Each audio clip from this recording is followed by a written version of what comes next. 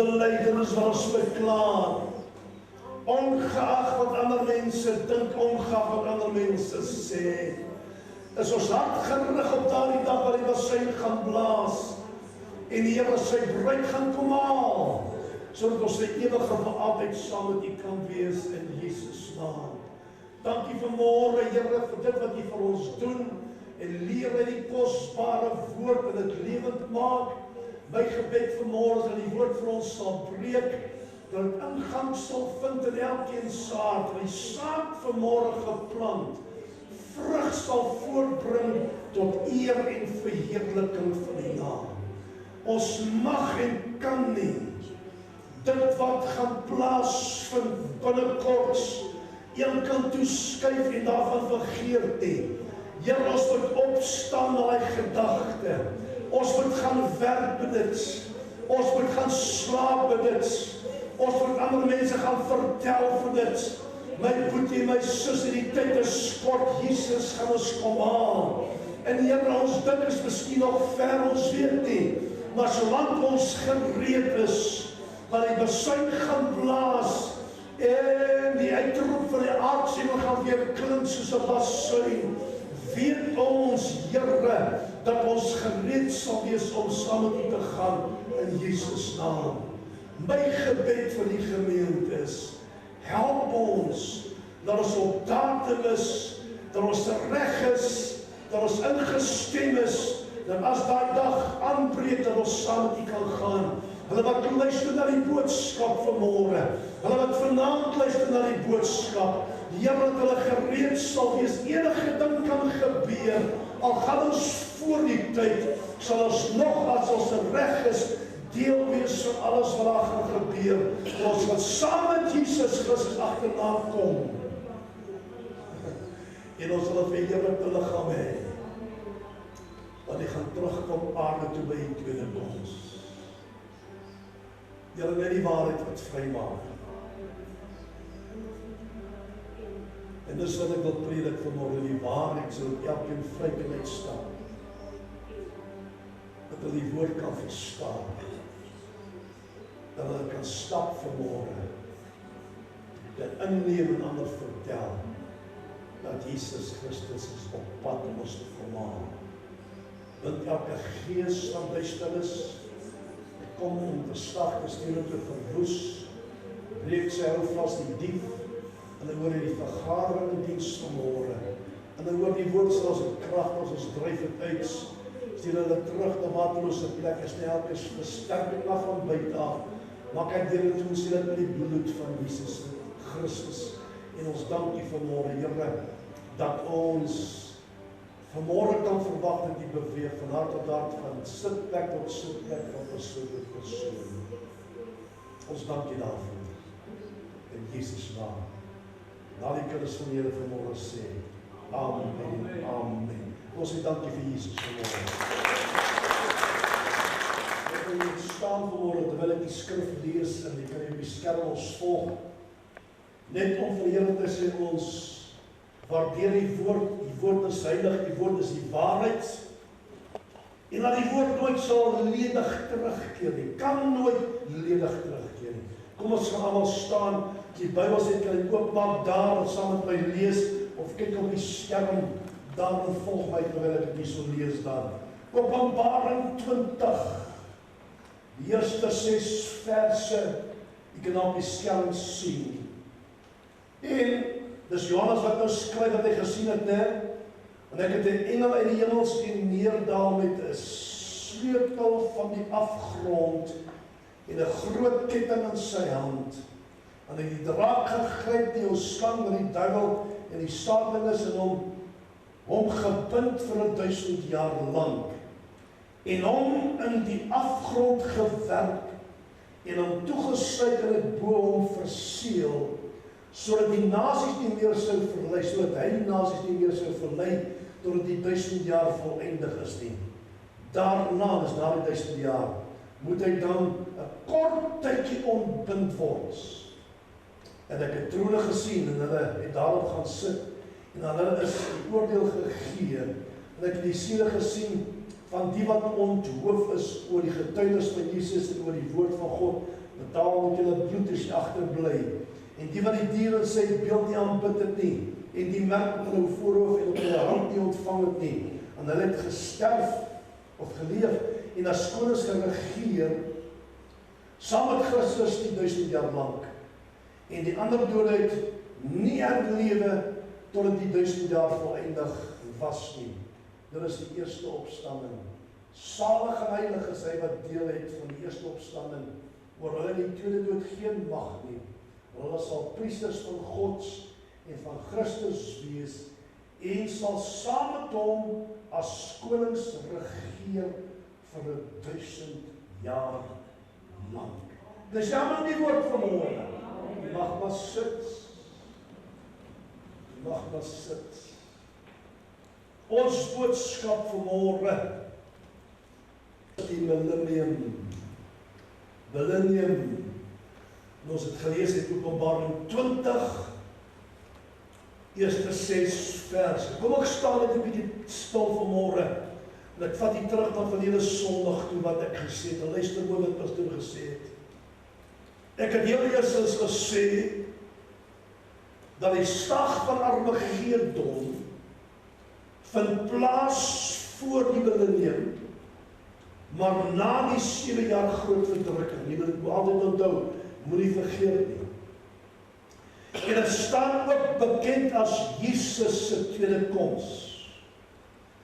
Tweedens het ek gesê, dat die slag van Armagedon sal net een dag duur. Gaan lees daar Sagaria hoofstuk 14, dit gaan net een dag lank wees.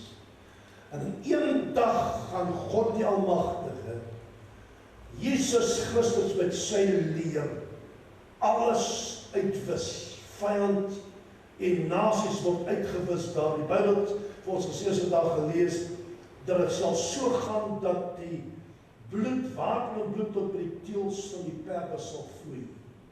Dis verskriklik, né? Derdens het ek gesê, dat Satan, die antichrist en die valse profeet, saam met allerlei troepe nederlaag sou lei, want Jesus Christus, die leeu in die stam van Juda, het met sy leer die oorwinning behaal. Kan jy sê amen daarop?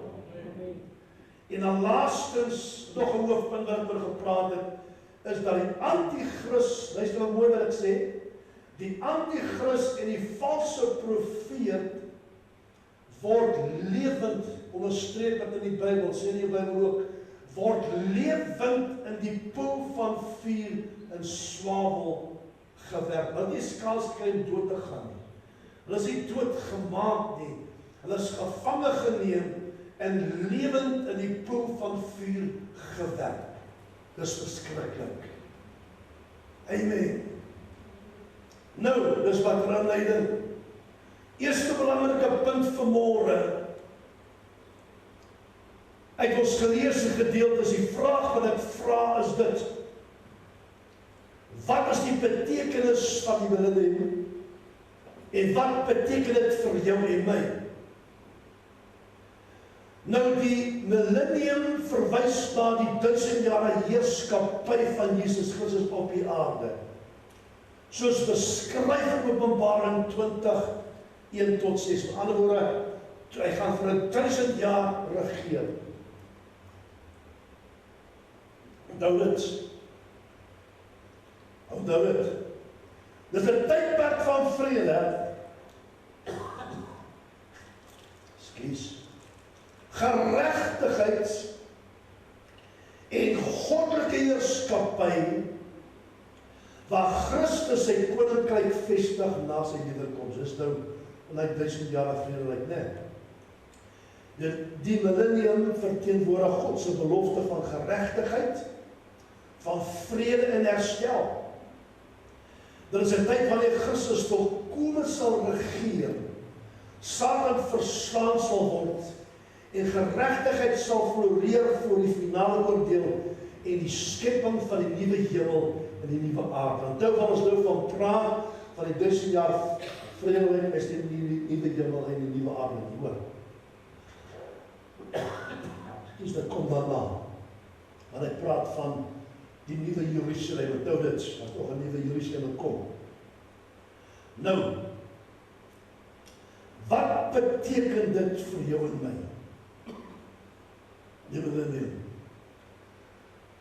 Ons moet vanmorgen weet, en het is belangrik om het te weet en te onthou, dat as ek en jy leef volgens Godse woord, en hy kom ons voor die tyd, as ons saam met hom in die hemel, of ons bly agter, en het val ons saam as bruid agterna, sal ons saam met hom regeer vir 1000 jaar lang, sê die Bybel vir ons. Ons sal in charge wees met ander woorde, saam met hom. Wonderlik, nee. Openbaring 20, vers 4. Die Bybel sê verder vir ons, die Here sal koning wees oor die hele aarde. Sagaria 14, vers 9. En die wat getrou aan Christus gebly het, sal saam met hom regeer. Openbaring 20, vers 6, die volgende: geseënd en heilig is die wat deel het aan die eerste opstanding. Die tweede het dit geen mag oor hulle nie, maar ons sal priesters van God en van Christus wees en saam met hom regeer 1000 jaar lang. Wonderlik, nee, almal vir ons wat die Here in gees en in waarheid dien. Dan die tweede belangrike punt daar, is die vraag wat ek vra, wat sien Johannes in hoofstuk 20, wat sien hy daar? Ek het nou gelees, dat ek nou vir u wys daar, wat hy sien. Heel eerste, sê die Bybel vir ons, dat Johannes sien 'n engel, en die hemel neerdaal met 'n groot sleutel van die afgrond, en 'n groot ketting in sy hand. Nou, dit is eintlik 'n mond vol gesê. Maar ek wil vanmorgen saam met die bietjie die vers met mekaar uittrek, dat ons kan dit verstaan, wat Johannes eintlik daar gesien het. Eerstens wat hy sien is die engel. En hierdie engel wat hy van praat, is 'n naamlose engel. Luister mooi, 'n naamlose engel, en ook anoniem.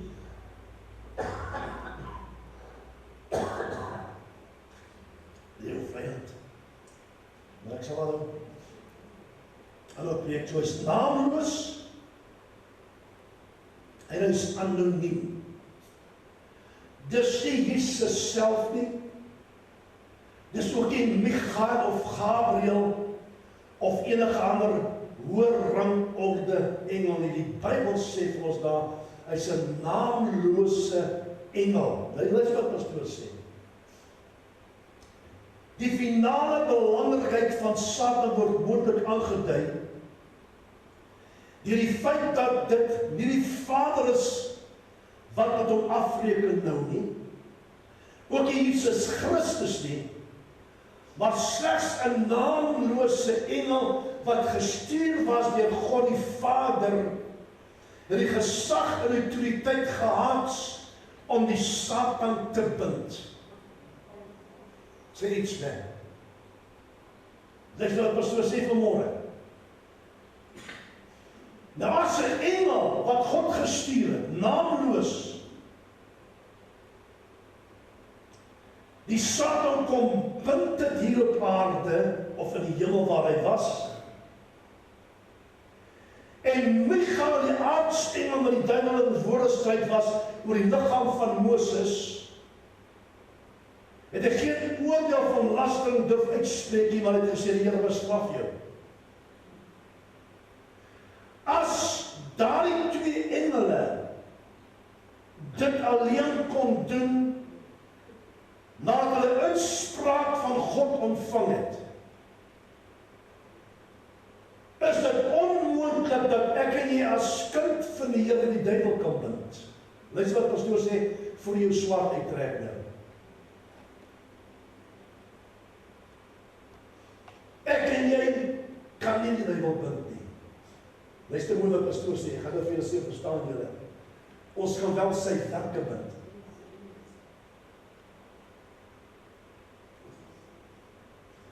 'n engel moes opdrag kry, 'n naamlose engel moes opdrag kry om vir Satan te kom bind. Ander engel, Michael, moes kom. Luister mooi. Wat die oorlogsaanvoerder is van die engele, hy is die aanvoerder van die oorlogsengele. Michael is die aanvoerder van die oorlogsengele. Kom net sê die Here bestraf jou, as hy dan, hoekom het hy nie gebind nie, of weggejaag of bestraf, hy het hom bestraf, ja, maar ander gedoen nie, want hy het nie reg gehad om te doen nie, hy het nie die autoriteit gehad om te doen nie. Verstaan? So ons kan sy werke bind en kanselleer, en ook sy demoniese magte, het ons die gesag en autoriteit oor om hulle te bind en dinge te ontbind. Satan alleen het God die opdrag gegee dat die engel hom kon vasmaak en kom bind. So moet dit verstaan dat pastoor sê ons gaan hulle werke bind en kanselleer, ons gaan dit afsny en kragloos stel, maar ons kan hom nie bind nie. Die Bybel sê onderwerp jou aan God. Luister wat hy sê. Onderwerp jou, jullie sê dit, onderwerp jou aan God, sê doen wat die woord sê jy moet doen. Onderwerp jou aan God. Dan sê die volgende, hy sê nie bind die duiwel nie, hy sê weerstaan die duiwel en die duiwel sal van jou af wegdruk. Wat het Jesus gedoen? Hy kon hom nie bind, hy kon hom nie bind nie, al was hy die seun van God, al was die gees van God al reeds in hom, maar die gees het hom gedryf in die woestyn, wat hy gebruik, hy die woord gebruik om weerstand te bied, hy die woord gebruik om die vyand te verslaan in die woestyn.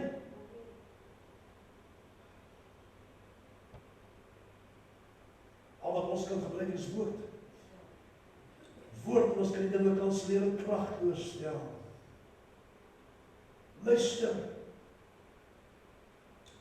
Tweede ding wat hy sien dat die engele 'n groot sleutel van die afgrond.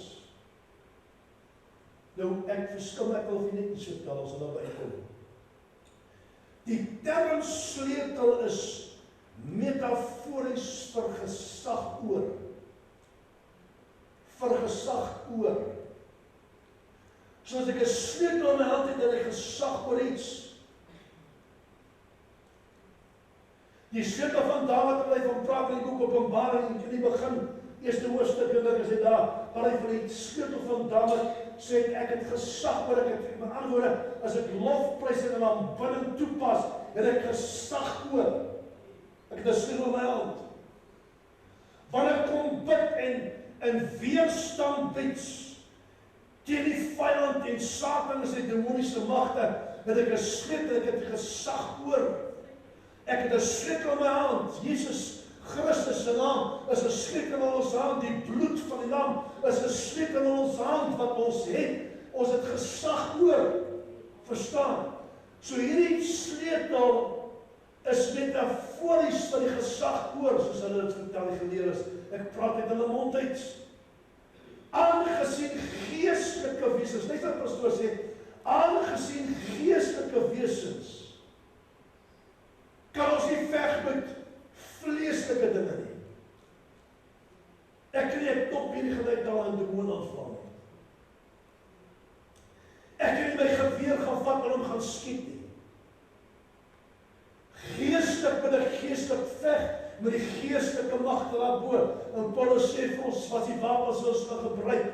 So aangesien geestelike wesens, soos engele, soos Satan nie deur fisiese middele beperk kan word nie,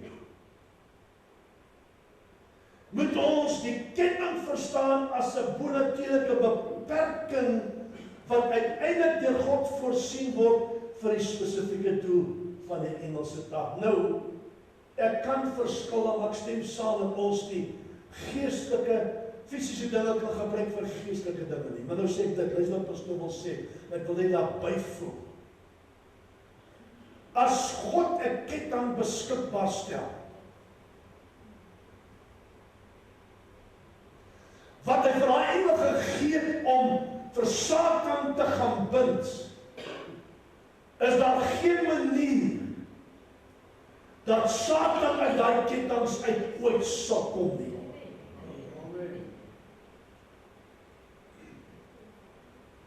Verstaan, Pastoor sê. Nou dit kan fisies kettinge wees, dit kan geestelik wees, maar wat ek wil sê, niks is by God onmoontlik nie. As hy hom gesteel het met 'n engel met kettinge, kan ons dit sien, dit nou vir u gelees het daar, maar as dit fisies is, as daar geen manier, as dit fisiese kettinge was, as daar geen manier, dat daardie duiwel ooit uit daardie put sal uitkom nie. So dit kan dit ook wees. Dan praat hy van die afgrond wat hy gesien het, praat van die snel, dan praat hy van die afgrond in ons oorspronklike teks beteken eintlik abyss. Bodemlose put, of 'n tydelike houplek vir hulle finale oordeel, 'n tydelike houplek. Dus ons praat van 'n bodemlose put, praat ons van 'n bodemlose put, daar is geen grond onder nie.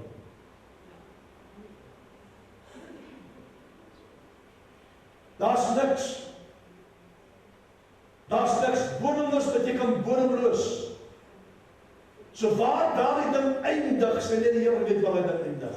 Dis 'n bodemlose put, 'n put waar die engele nou in is, wat in die begin van die Ou Testament, wat ons nog gelees het, met die vroue gemeenskap gehad het. Hulle het geval, hulle was vasgemaak by kettinge in 'n bodemlose put. Hier word hy in 'n bodemlose put ingegooi, bodemlose put. Ek is 'n tydelike houplek van die finale tot die finale oordeel. Die bodemlose put is die eindbestemming van Satan en sy demone nie, of die goddelose nie. Na die millennium word Satan vir 'n kort tydjie vrygelaat en dan lei in finale rebellie word dan van ewig in die poel van vuur gewerk. So hy lei weer in finale rebellie, Openbaring 20 vers 10. Die bodemlose put is die Satan se koninkryk, jy moet ook verstaan. Die bodemlose put is ook die Satan se koninkryk. Dit is 'n plek van beperking, luister mooi, onder God se beheer.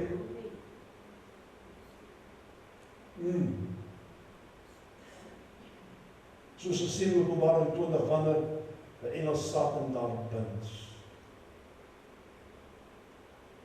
Derde belangrike punt wat Johannes sien. Luister. Hierdie engel kom met die ketting, die sleutel. En hy gryp die draak, sê die Bybel hier. En hy sê die draak gegryp die ou slang, wat die duiwel en die Satan is, en hy het hom gebind vir 1000 jaar lang. Nou kom ons staan bietjie stil, ons breek hy ding so 'n bietjie op daai vers nie. Hierdie viervoudige titels van die bose, wat in Openbaring 12 vers 9 bespreek is,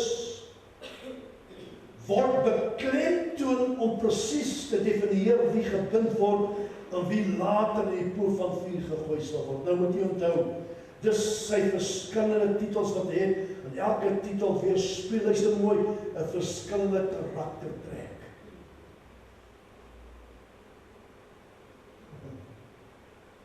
Dit is wat ons moet verstaan. As ek my hond se naam Devil gee, Devil, wat dink jy gaan gebeur? Ek gaan 'n devil word. As ek my dogter se naam Jezebel gee,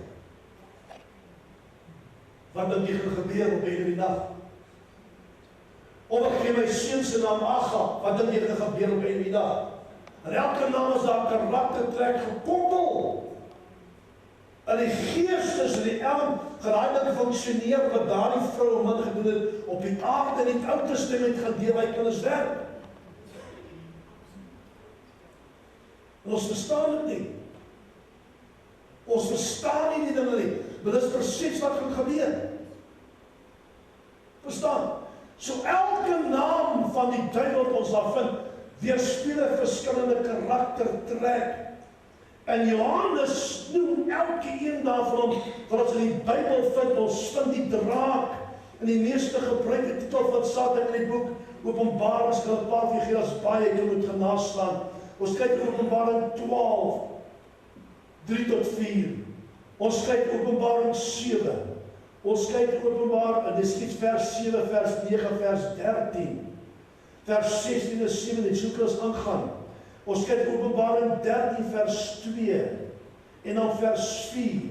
Dan kyk en maak 'n studie oor, jy sien hoeveel keer vind jy die draak. Nou die vraag, wie wat val my hart om dit lees? As ek nou 'n draakie in my huis inbring, onskullige dingetjie met die vlamme wat uit sy mond uitkom, en baie keer kry wat jy koop baie goed, of boeke daarvan, of video's daarvan, of prente, skilderye van 'n draak wat in my huis is. Wie verteenwoordig die draak? Satan is die draak.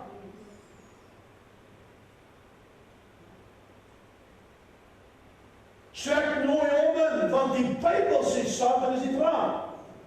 Is nie 'n klein onskuldige dingetjie wat die voor is en maar kom, die draak is Satan homself. Ek kom sien daai ding in my huis inbring nie. Sal dom wees. As ek daai goed in my huis inbring, luister mooi, draak.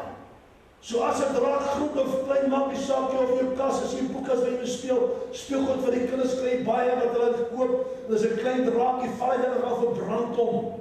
Breek dit of verbrand hom.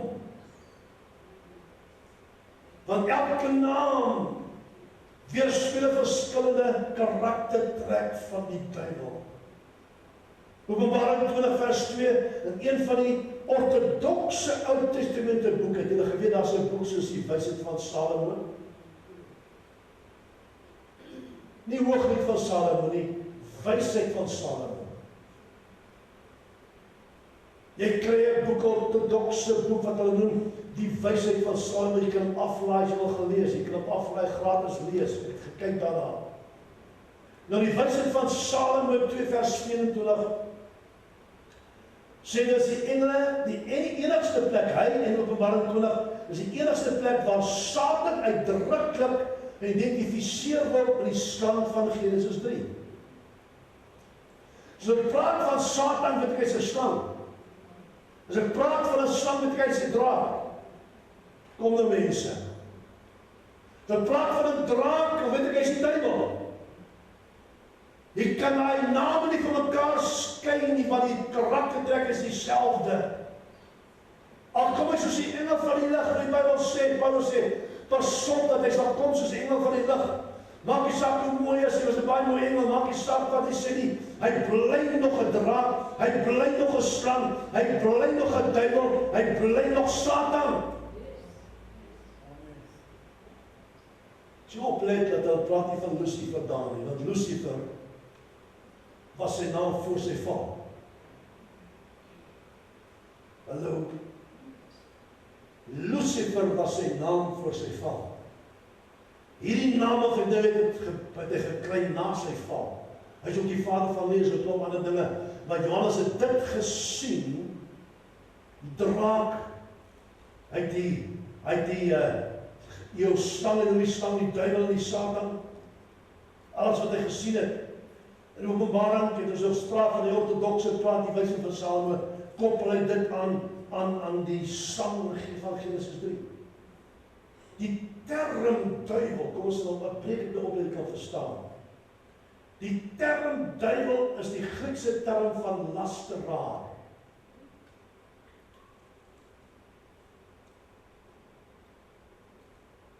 Nou is mense baie laster, wat bedink jy wie is hulle vader? Hallo, dis ons ek praat met julle nie so stil is nie. Wie is sy vader? Wie is haar vader? So die term duiwel is lasteraar, terwyl die term Satan, die Hebreëse woord, is teenstander of adversary of, dis wat hulle daarvan praat, adversary. Adversary is vergelyk met 2 Samuel 19 vers 22 en 1 Konings 11 vers 14. Beide beklemtoon die funksie van die bose as die aanklaer van die broeders, vergelyk met Openbaring 12 vers 10. Dus dit is die duiwel. Die term Satan in die Ou Testament is gewoonlik nie die eie naam nie. Maar dit is in drie spesifieke voorkomste. Julle kan gelees in Job 1 vers 2, gaan lees dit daar. Job 1 vers 2. Dan die tweede kan julle gaan lees in Sagaria 3, 1 tot 3. Dan die derde ene wat ek van praat is in 1 Kronieke 21 vers 1. Gelees dit daar is die 3 wat hy van praat, wat hy gekry het. So hy is gebind om weer ontbind te word agterna. Die duiwel het hom gaan bind, vasgemaak om hom weer te ontbind agterna. Maar vir 1000 jaar lang kan hy niks doen. Luister mooi, hy kan niks doen. Die Bybel sê dat self die deksels die woord kan gebruik, wat boop was op die ingang boop, was verseël.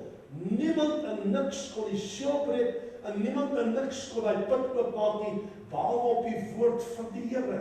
Op die woord van die almagtige God kon iemand kom en hy put oop te maak, om daar die Satan en die slang los te laat gaan. Soos nou mooi kyk, weer die openbaring van die gediertes wat uitkom, wat die sterkheid van 'n skerpie, die kop van 'n perd, allerlei dinge, wat hy van praat daar, wat die mensdom gaan kom peinig.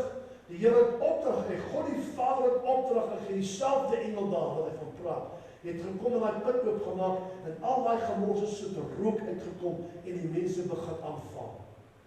So, God die Vader moet jou opdrag gee, so hy was daar vas gewees vir 'n volle 1000 jaar, hy het nie 'n stoel gehad nie, hy het nie 'n tafel gehad nie, hy het nie plek gehad om te gaan sit, hy het niks, hy was rondfladder daar, ek weet nie, want as daar so 'n bodemlose put, vir 1000 jaar, geen kers, geen lig, geen vuur, geen helse vuur, niks nie, want as die vuur nie, is 'n pikdonker plek, waar hy gegooi was, om vir 1000 jaar lang, bietjie te gaan dink oor sy dinge. Hallo? Jy weet, stilte is 'n baie goeie ding met jou, wanneer jy gaan dink oor jou verkeerde dinge wat jy gedoen het, of dinge wat jy gesê het, so 'n bietjie stil te gaan raak, nou uit gaan stil raak. Uit gaan stil raak. Luister mooi.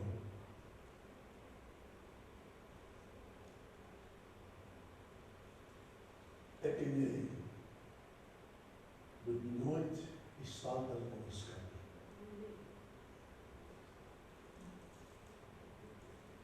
Sy taktiek bly nog steeds dieselfde.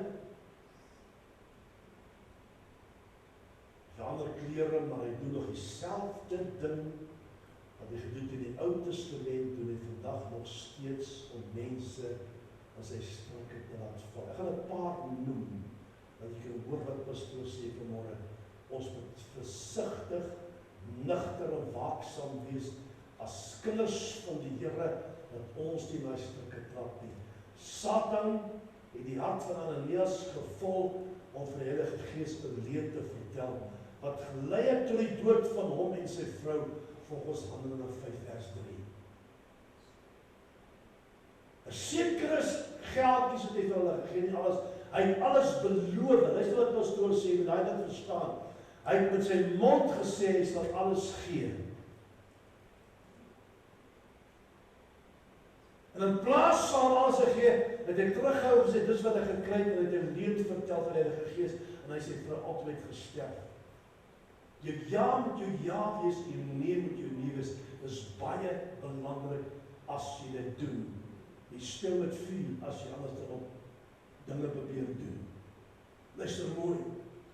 Paulus het gesê dat Satan die oë van die ongelowiges in die heilige area of era verblind sodat hulle die evangelie nie ontvang nie. 2 Korintiërs 4:4, dis wat altyd nog doen. Hy verblind die mense se oë dat hulle die waarheid nie snap nie. As jy die waarheid nie verkondig, jy trek jy duisende mense. Hy is nie bekommerd daaroor nie. Jy kan preek wat jy wil, jy kan geld preek, jy kan prosperity preek, jy kan enige ding preek, hy is nie gepla daaroor nie. Maar die oomblik wanneer jy die waarheid begin preek, hou hy mense weg en hy verblind die mense om die waarheid te verstaan nie. Paulus in die Korintiërs vertel dat Satan homself misleidend in 'n engel van lig verander, 2 Korintiërs 11 vers 14. The battlefield is the mind. Dis hier waar hulle die dinge kom plant in die gedagtes, né? Paulus het door in die vlees ontvang, 'n boodskapper van Satan om hom nederig te hou. 2 Korintiërs 12 vers 7 toe bid, wat sê die Here vir hom? Sorry. Dis jammer. My genade is vir jou genoeg. Paulus het in Efesiërs gesê dat die owerste van die mag van die lig, dis hy, die owerste van die mag van die lig, nou werk in die seuns van ongehoorsaamheid, Efesiërs 2 vers 2. Onthou, hy is die prins van die wêreld. Die Bybel sê, hy is die prins van die wêreld. Die wêreld is sy koninkryk, moet ek gesê, die aarde en die volheid daarvan hoort aan die Here, wanneer dit wêreld geword, die oomblik toe mense intrek neem op die aarde te word, die koninkryk van die duisternis. Nie 'n nasie is dieselfde nie. Elke nasie het sy eie afgode wat hy aanbid, sy eie offers wat hy bring. En die aarde is deurdrink van afgode offers en bloed wat gevloei het. En dus soek om die aarde, ons gaan 'n nuwe aarde en 'n nuwe hemel ontvang op die einde van die dag.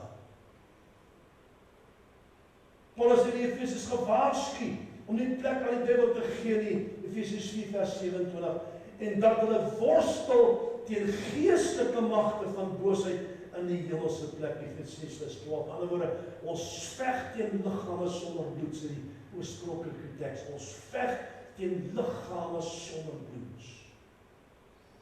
Paulus het die Satan verhinder om die gemeente in Tessalonika te gaan besoek in Tessalonisense 2 vers 18. Dis ook belangrik is om ingestem te wees om te hoor wat die Here vir jou sê.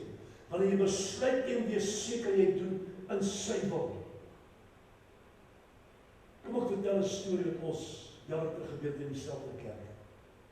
'n Man het daar agter gesit daar waar Anna was daar. Die naam noem.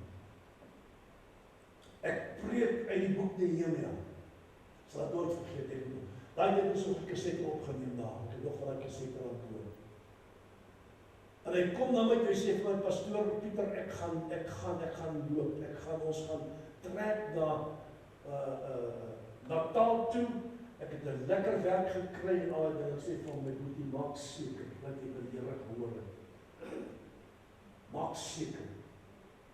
Ek maak 'n afskrif van my diens van hom. Ek gee dit vir sy hande. Ek sê, gaan luister dit oor asseblief en maak seker dis die Here wat met jou gepraat het, wat vir jou gesê het, jy moet so trek. Hy doen dit nie. Hy trek so toe. Hy verloor alles daaronder. Elke sent wat hy gehad het, verloor hy. Elke sent verloor hy. Alle dinge wat sy pad langs kom, hom langs kom, sy vrou langs kom, hy trek hiernatoe met niks optrek nie, niks. Hulle steel sy kar, en alle dinge wat gebeur agter hulle, hy kom met niks terug nie. Omdat hy nie geluister het na die Here, gedink is die Here, wat met hom praat, dit was door die Here nie, dit was hierdie vuil goed wat die ding is die gedagtes geplant het, want dis waar hy die saadjie plant. Ons moet so versigtig wees, mense, en ek kan storie op storie vertel van mense wat alles verloor het, omdat hulle gedink het is die Here. Ek meen, as iemand na my toe kom, ons hoor pastoor, my profeteer sê, jy moet Kaai toe gaan, ek weet nie eens waar is Kaai nie, was dit daar allemaal. Want 'n profesie is 'n bevestiging van dit wat jy al reeds in jou hart dra, wat jy binne het. Iemand kan bevestig dit wat jy al reeds dra. En jy sê, amen nou. Amen, jy moet luister. Luister. Petrus kom Jakobus, daar is die gelowiges om God te onderwerp, en dit wil weerstaan Jakobus 4 vers 7. Petrus waarsku die gelowiges om nugter en waaksaam te wees, want julle teenstander die duiwel loop rond soos 'n brullende leeu, hy is een nie, hy is soos 'n brullende leeu, en soek wie hy kan verslind, 1 Petrus 5 vers 8. Johannes sê vir ons dat die hele wêreld in die mag van die bose lê, is waar. 1 Johannes 5 vers 19. Satan is die bron van misleiding, die gebeure van die boek Openbaring, dan gaan jy gaan sien, Openbaring 12 vers 9, 13 vers 14, 18 vers 23. Dis gedeeltes wat ons mag kry, wat vir ons wys hoe slinks die duiwel werklik waar is. Ek noem 'n stukstelle, Psalm 91 praat van, daarvan ek noem 'n skrifsteller, hy's 'n skrifsteller, en hy weet presies, hy sê, geen baie gebied om 'n wet vir jou te stel, hy weet presies hoe jy te vang. Die regte aas van sonde. As jy sonde doen, dit is nie vir jou lelik nie. Agterna waar jy klaar gedoen het, sien jy hoe lelik sonde werklik maar is. Sy ouds pastoor.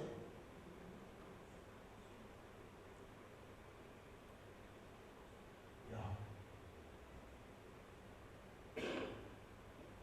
Kom ons gaan verder. Is jy nog hier?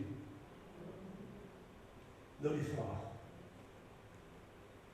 So al my hoofpunt is vraag wat ek vra. Nou die vraag, wie sal almal deel wees van die 1000-jarige vrede?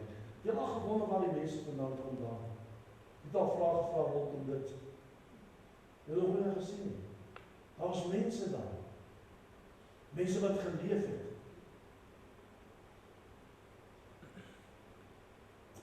Tijdens die millennium, die 1000-jarige heerskappy van Christus op die aarde, sal daar 2 hoofgroepe mense wees.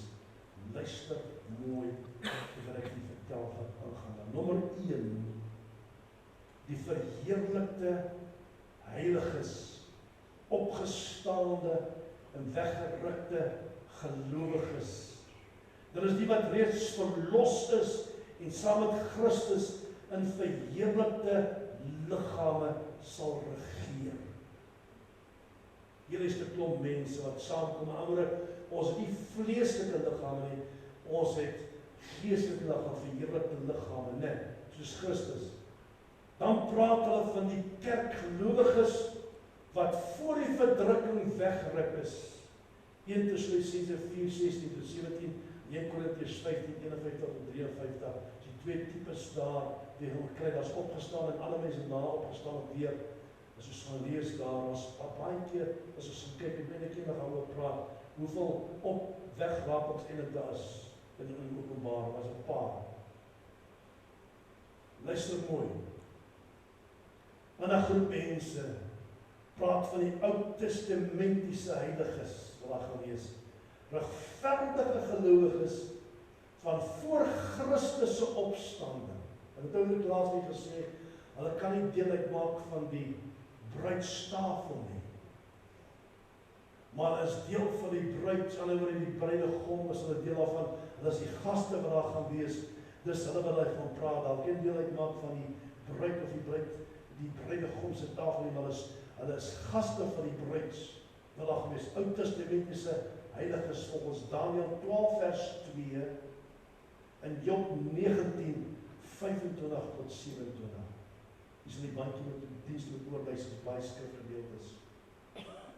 Dan die ander klomp mense wat daar gaan wees, is die verdrukking heiliges, hulle wat verdruk was, die heiliges wat verdruk was, die wat tydens die verdrukking gemartel is vir hulle geloof, Openbaring 20 vers 7 soos daarvan gelees. Hierdie verheerlikte heiliges saam met Christus oor die aarde regeer, Openbaring 5 vers 10 en Openbaring 20 vers 6. Maar daar sal nie meer onderworpe wees aan sonde, die dood of die lyding, maar ander hulle sal 'n verheerlikte liggaam hê. Dis agterna. En daar is mense wat in die groot verdrukking gaan sterf, heiliges wat gaan sterf, kinders van Here wat gaan sterf, wat met hulle eie bloed gaan betaal, wat agterna ook 'n verheerlikte liggaam gaan kry. Verstaan? Hulle gaan opgewek, hulle gaan ook 'n verheerlikte liggaam kry. Luister mooi. Dan die tweede, dis hier so groot wat van die tweede groep wat hy van praat daar, is die natuurlike oorlewendes van die verdrukking. Met ander woorde, mense wat nog 'n liggaam het. Want as nou van gepraat het, is almal mense wat met hulle lewe betaal het, hulle wat 'n verheerlikte liggaam het, wat deel sal wees dan daar by die 1000-jarige vrederyk, wat saam met Christus sal regeer. Die tweede klomp daar is die natuurlike oorlewendes van die verdrukking. Ek het nog 'n bietjie gaan naslaanwerk doen daar. Sommige mense sal die verdrukking oorleef en die millennium binnegaan in 'n natuurlike, menslike liggaam. Julle het geweet, julle het nie geweet nie. Kom ons gaan verder onder daai groep nog. Praat nie van die geredde Israeliete 'n oorblyfsel van Israel sal oorleef en Jesus as hulle Messias erken. Sagaria 12 vers 10 en Romeine 11 vers 25 en 27. Dis die ander klomp wat daar gewees onder daardie natuurlike oorlewenis. En dan daar ook praat hy van die geredde heidene, nie Jode. Dus hulle is nie Jode, wat nie die merk van die dier aangeneem het nie, en getrou aan Christus gebly, maar hulle het deur daai ding gegaan, deur die groot verdrukking gegaan, dat miskien ontsnap saam na die berge toe, wat ons nog gepraat het laas week, Matteus 25, 31 en 34, hulle gaan deel wees, hulle gaan van die oorlewenis wees, wat deel gaan wees van die millennium tydperk in daardie tyd. Dis waar vandaan gekom het. En wat interessant is, lees ek, en ek ook nie geweet het nie, is dat daar sal trouens nog plaasvind daar sal nog kinders gebore word, sodat alles aangaan normaalweg tussen die lewenis, oorlewenis daar, sodat dit normaalweg aangaan, waar Christus dan heers. Maar luister wat pastorie sê, wat gaan ons doen gedurende die tydperk, die 5de punt? Wat gaan ons daar doen gedurende die millennium tydperk?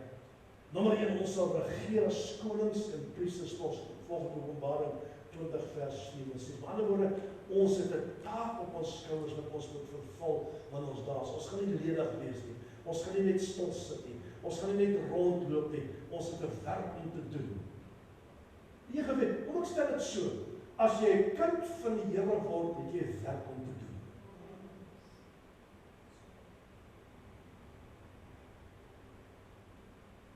Tweedens, ons sal deelneem aan die Loofhutefees.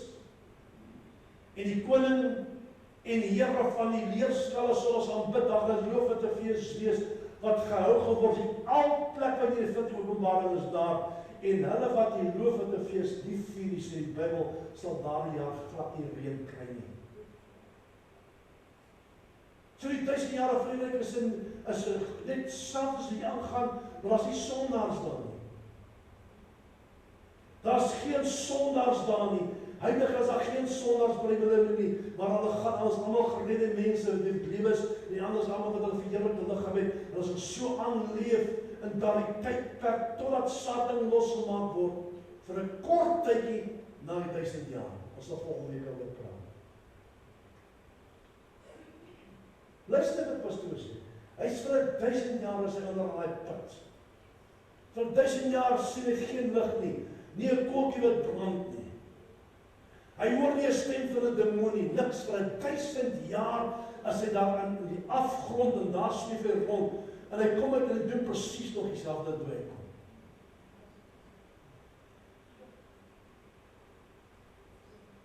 So luister baie mense ook nie.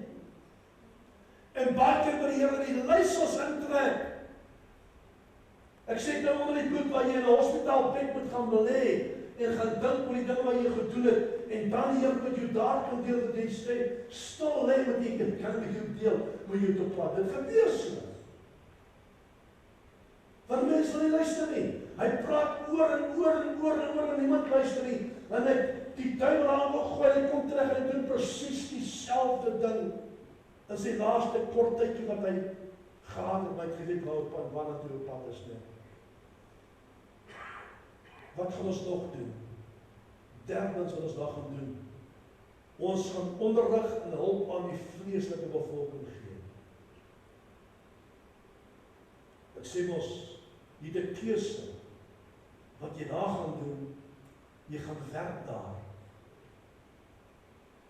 Jy gaan 'n teacher wees daar.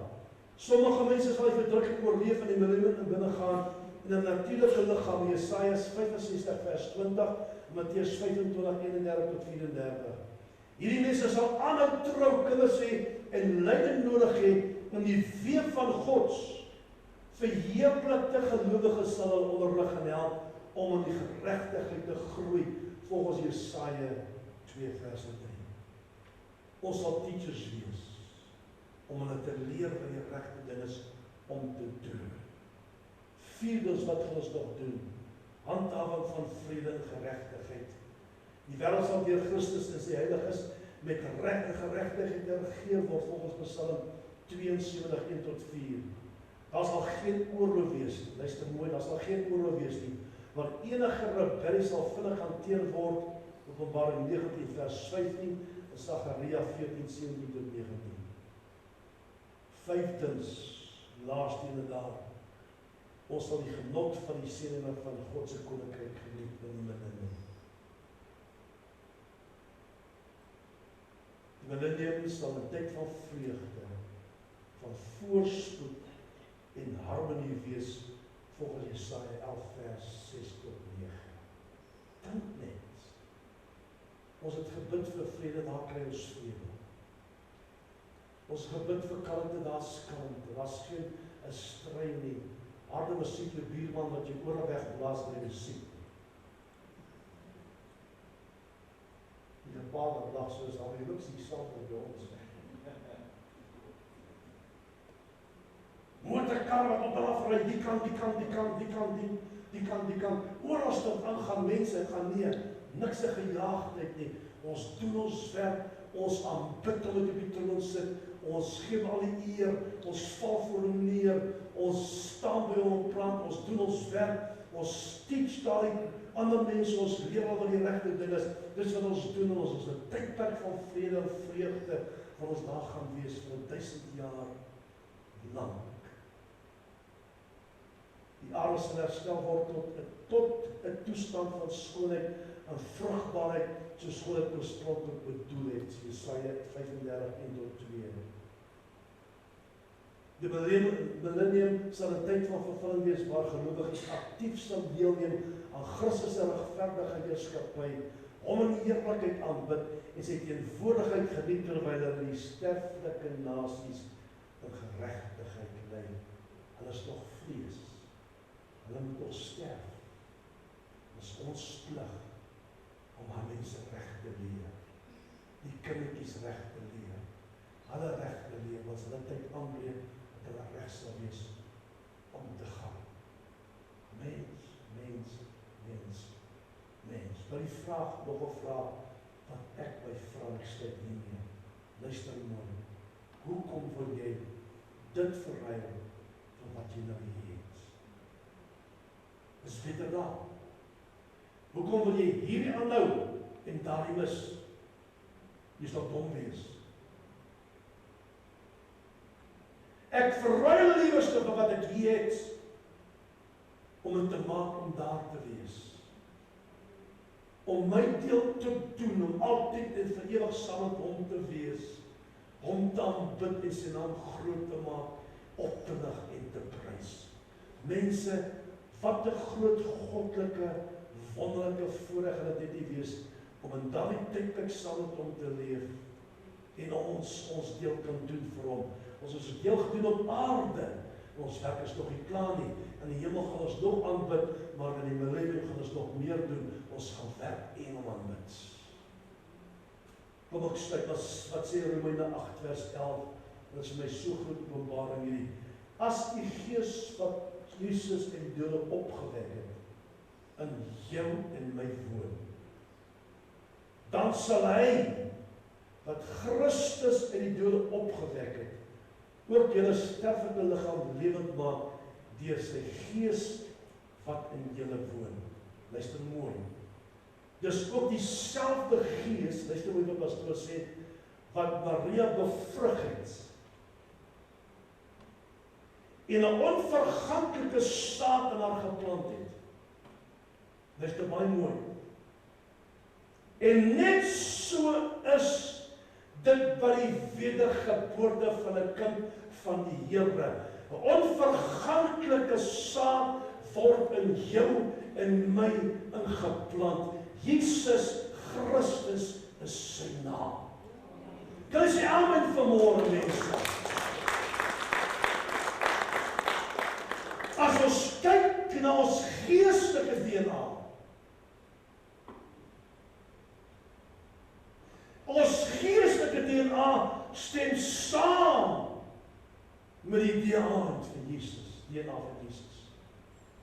Ons geestelike DNA is dieselfde as Jesus se DNA. Al is ek Pieter Andrie Swanepoel en die Swanepoel bloed is in my, die Swanepoel geaardes is in my, met ek 'n ander Vader wie se bloed ook in my aarde is, geestelike bloed wat deur my pomp, ek het die DNA van Jesus Christus in my binneste. Dit wat pastoor sê, omdat ek die DNA van Jesus in my binneste het, en sy bloed, geestelike bloed, wat deur my vloei,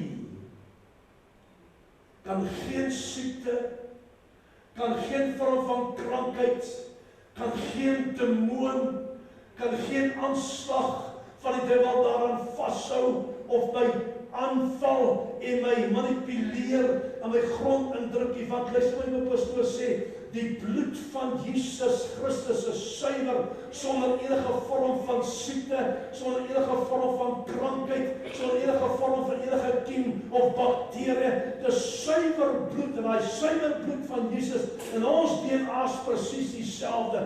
Ons het iets om op te staan, en Jesus Christus se naam groot te maak, en te prys, dat ons deel is van hom vanmôre. En ons kyk uit van 'n wonderlike dag, dat die basuin gaan blaas, en Jesus Christus ons gemaak. Staan met jou op en sê amen vir Jesus vanmôre. Prys hom, vreeslik is ek nie, maar ek het die DNA van Jesus vir my binne. Kom ons stap ons dan nog net vir Jesus vanmôre. Kom ons stap ons dan nog net vir Jesus vanmôre. Dis Jesus se DNA in my, onverganklike saad, wat in jou en my geplant is. Onverganklike saad in jou en my. Wat 'n groot wonderlike voorreg is dit net nie. Sy DNA is dieselfde as my DNA. Kom ons. Kom ons sê dit vanmôre, dat ons staan ons aan op en sê, Here, kom, Here Jesus, kom. Kom, Here Jesus, kom. Kom, Here Jesus, kom. Hier staan Jesus.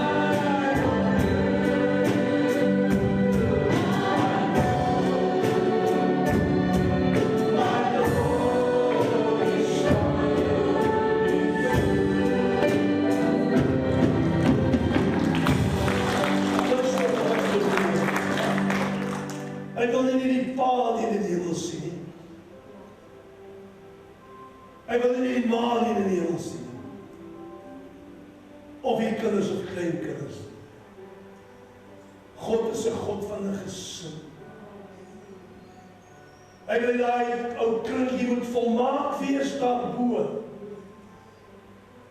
Sodat ons as familie by mekaar kan wees daarbo. Wanneer die besuin blaas of ons maak voor die tyd, ons is daar saam agterna, moet daai familie volmaak wees. Daai kringetjie moet volmaak wees. Dit is die pa se plig as priester van die huis om die lering te gee. Dis die pa die ma wat die kinders moet leer agterna om hulle te vertel dat ons lewe gaan eindig hier. Ons gaan nie vir altyd lewe nie. Maar as jy doodgaan, gaan jy saam met my wees daarbo. Maar my familie is my mamie, ek glo my pa's daar, ek glo my boeties en my sussies daar. Gaan jy saam met ons wees? Want dood skei hier mense van die fisiese wêreld. Hoe erg as hulle geskei word van die geestelike.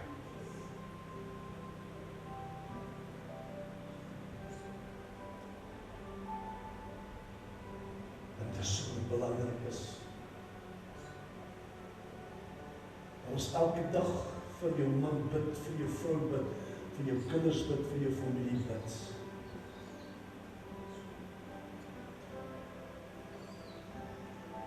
En die Here vertrou. Hy is die antwoorde van gebed, die Here die bedoeling daarvan, dat hy hulle sal stilstaan en ergens op die pad, soos by jou en my gebeur het, hulle in kontrol. En hulle sien er mens. Dit wat ons hoor vanmôre, ek kind soos 'n storie. Dit wat ek bedien, ek kind soos 'n sprokiesverhaal.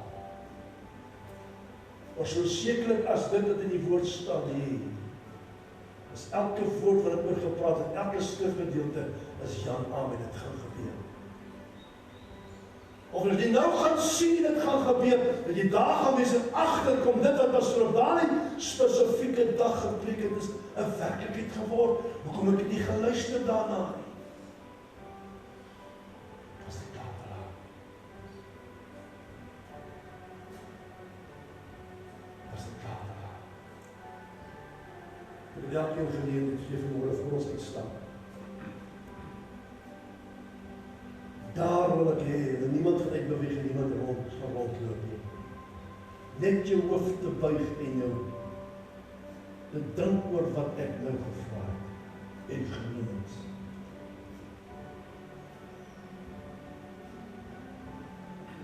As jy moet vandag sterf, as jy vandag jou asem uitblaas,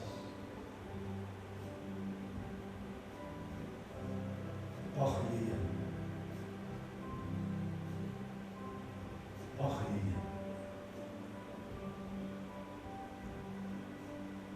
As jy jou hart twyfel, en jy weet, jy is nie die regte plek nie. Waar gaan jy heen as jy vandag moet totsiens sê vir jou gesinnetjie, vir jou familie? Waar gaan jy oopmaak? Dit is verskriklik as die ewigheid ingaan sonder God en sonder enige hoop. Dit is verskriklik. En ek wil vanmôre vir julle bid, nie vir julle vorentoe bid, ek gaan vir almal bid vanmôre. Wanneer jy jou band wil ek jy met die Here praat, as die Here is een van die mense. As ek nou moet doodgaan waar ek nou hier so staan, gaan ek dit nie maak nie. Want my lewe is nie hier weg nie.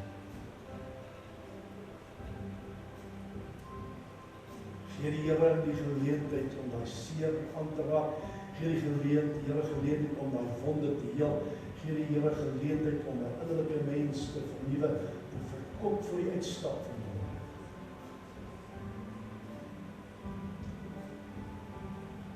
Vader, soos almal van ons vanmôre, daar word pyn in sy lewe.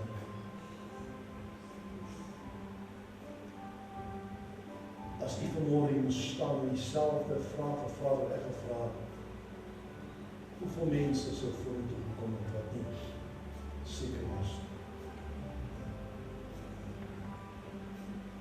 Maar ek wil vanmôre bid, die van my kant af, van die orkes af, regtig tot op bo, en dankie aan almal wat daar sit, en balkon, elke vleuel in die kerk hier, dat Jesus daar sal staan die Heilige Gees die werk sal doen.